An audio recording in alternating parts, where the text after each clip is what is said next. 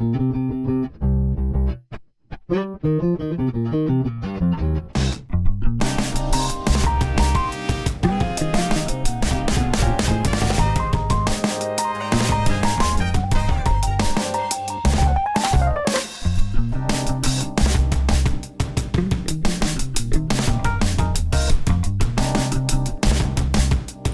so I'm in the process of etching the board now. It's already been exposed and developed.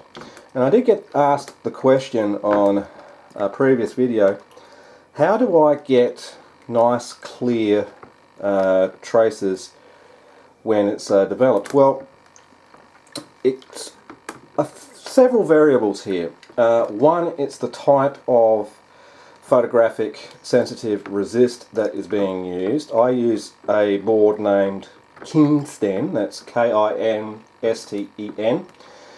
and they're the green coated type resist, and I've never had any issues with those types of circuit board, and it's the only ones that I ever use is that brand. It's also the exposure time, how long you expose the image for, and the material you're exposing your pattern through. That is, what material the pattern is actually printed on. Now, there is a special material that you can buy from Kalex Australia, which is a polymer based acrylic sheet stuff, but it's like 4 or 8 sheets, I can't remember offhand, but it's like $20, and for bugger all sheets. So that, in my opinion, is not a viable option. It has been written that overhead transparency, which is exactly what I use, doesn't work. Well, hello. Yeah, it does. It just means that the material you're using can pass light and other materials can't. You can also use tracing paper, which you can get in pad form, A4, which will fit in a printer. That works quite well, but the exposure time is going to be longer. That brings me to the next point. It's the exposure time that's important. These boards are claimed to be exposed in 90 seconds. It's not true. But that's with a decent light source.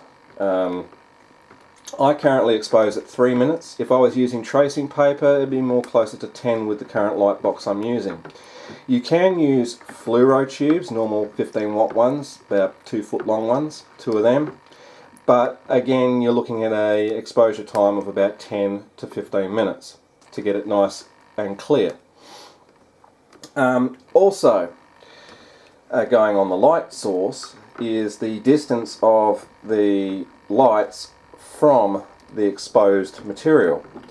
Shouldn't be any more than 5 centimeters. The distance between the lamps shouldn't be any more than 5 centimeters. Also, the type of lamps used. Incandescent UV lights will not work, or very poorly. Other than that, it's trial and error, mostly error with doing this stuff. When I'm experimenting with exposure times, I start with a small piece of board with a little pattern on it and just, waste little bits of material, not larger boards like this.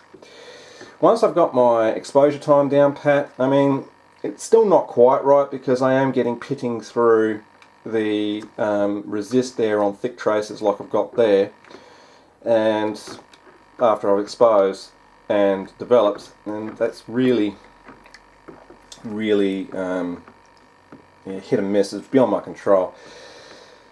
And that's the final variable here. It's your development process. Now, it depends on how long you leave the thing in the developer. If you don't develop it long enough, like fully develop it, so it looks clear like that, then yeah, you'll end up with poor resolution tracks. If you overdevelop it, you'll end up washing the resist off. It's also how strong you mix your developer. If you mix it too strong, well, you can wash the pattern straight off. You mix it too weak, it would take all day to bloody develop. And it's also temperature dependent. The developer should be around about 25 degrees Celsius for quick development, because it should develop in about 20 seconds. I develop at room temperature, so depending on the current room temperature of the day, well, I could be, you know, there 2 minutes versus 6 minutes, sometimes 10 minutes. It really depends on the temperature. But keeping your temperature constant of the developer also helps.